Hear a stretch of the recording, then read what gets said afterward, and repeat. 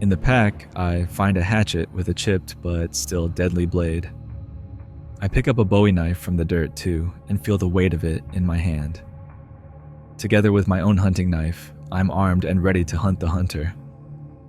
Near the trampled tents is a battered wooden box with explosives stamped on the side. Inside lies coiled fuse wire, sticks of TNT, and crumbling paper wrappers. Looks like salvage from the miners who must have camped here long ago. I grin wickedly, perfect for baiting some traps. I pack up the axes, dynamite, and all the wire I can salvage. As an afterthought, I grabbed an empty glass bottle too, the neck still jagged where it was broken.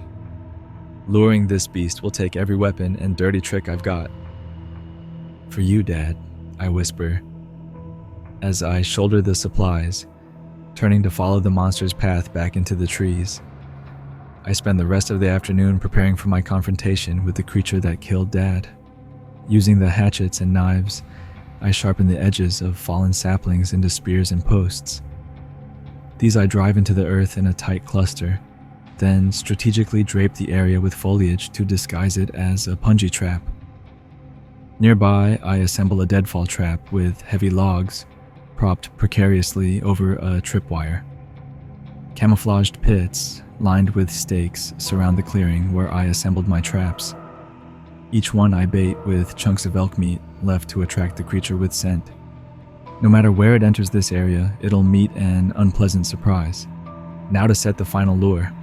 I puncture small holes in the glass bottle's sides, then stuff the old TNT sticks inside, feeling the destructive power in my hands. This will make a hell of a diversionary explosion when I need it. I find a high, rocky ledge overlooking the network of traps and wire, the bottleneck with a long fuse I can light from cover and safety. As the sky reddens with sunset, I finish assembling my ambush and then retreat a good distance to my hidden overlook. Soon the crickets and nighthawks begin their dusk songs. My heart pounds with adrenaline, eager for the fight ahead.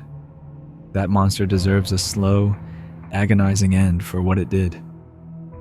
As night falls, I sit sharpening my blades, ready to avenge Dad. That night, I'm awoken by a trap snapping shut on something. I must have dozed off for a bit despite the adrenaline, because the next thing I know, I'm jerking awake to the sound of crunching branches and squealing echoing up from the forest below. I blink the grogginess away and spot a dark shape thrashing in my punji pit below, the sapling spears digging into it. Yes, my trap worked. I light my makeshift explosives fuse from the ledge, then scramble down an access trail I left myself. The twisted cries coming from the pit are awful but welcome. As I reach the edge, I bear witness to the horror trapped below. A massive grizzly is impaled at all angles by the spears, tearing itself into worse wounds trying to break free. Dark blood mats its fur as its roars turn to pathetic whimpers. I leave the dying grizzly caught in my trap. It's not the creature I'm hunting. As I creep back through the moonlit woods, I hold my makeshift torch aloft, casting flickering light and shadow across the trees. My feet avoid dry twigs as I approach the area I left baited and rigged. Is the predator here, stalking its prey? My heart pounds so loud I can barely hear the stealthy steps tracking me in return. I wheel around frequently, brandishing my torch and knife against the darkened forest, but always nothing is there, until the hairs on my neck stand up, sensing the eyes upon me once more. Something smart and deadly is toying with me, keeping its distance, but it won't for long. I just need to draw it fully into my web. When I reach the bait pile left untouched, I realize my plan has failed. That beast didn't take my offering and now knows to avoid this area.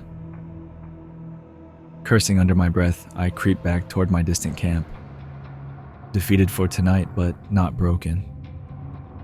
Just as the flame dies, two glowing eyes appear inches from my face. My torch winks out just as I emerge into a moonlit clearing halfway back to camp. I pause, struggling to see in the pale moonlight. As my vision adjusts, I detect a shift in the darkness. seeming to float at the tree line, reflecting the weak light unnaturally. I stare, trying to make sense of this phenomenon. Then it hits me. Those are eyes. I back up slowly, every sense screaming danger. The eyes advance from the shadows, low to the ground, and blazing red with a malevolent intelligence no beast possesses. A massive shape begins taking form, easily 9 feet tall and as broad as a bear. An awful animal odor overtakes the clearing, filling me with dread. Before we move on to the next story, have you ever experienced such a scary? Please let me know in comments. I'd love to hear your experiences. A gurgling stream and up a mossy embankment, I emerge from the trees into another small clearing, littered with the remnants of what was once a campsite. Tattered canvas tent scraps hang from broken poles. Shredded clothes are strewn about, along with some empty cans of beans and boots with the toes ripped out. It looks like someone or some group had a camp here that met a violent end. Could these scraps belong to past victims of the creature? I rifle through the ruins, looking for any clues but find nothing of use. Everything has been torn apart in apparent rage long ago. As I'm crouched by the long, cold fire pit, something shiny, half buried in the dirt, catches my eye. I dig it out. It's a woman's silver locket, still smooth despite years of exposure. My thumb brushes away the grime clouding its surface. Engraved on the front are the letters A+J. Who did this belong to? I fastened the locket around my own neck for safekeeping, saying a quick prayer for its unknown owner, AJ, whose last moments here must have been utterly terrifying. I picked through the camp remains a bit longer, but it seems the only story to glean is one of unimaginable carnage. These poor souls likely crossed paths with the formidable creature, and it did not end well for them. I hope for better fortune finding Dad, if he remains alive to be found. The creature's tracks weave deeper into the woods beyond the ravaged campsite. With growing dread, I continue following them until the large prints veer off toward a massive, old-growth spruce. Beneath its sprawling branches sits the cold remains of another campfire, recently burned out. I approach cautiously, already fearing what I'll find. My heart drops into my stomach when I spot the tattered plaid shirt discarded next to the fire. It's Dad's. He'd been wearing it the morning he disappeared. I pick it up with trembling hands. The back is shredded and caked in dried blood. Collapsing to my knees, I clutch the ruined shirt tightly and bow my head. I came all this way clinging to a thin hope that Dad might still be alive, but this grisly evidence extinguishes that last flicker. He must have stopped here to rest and build a fire only to be savagely attacked without warning.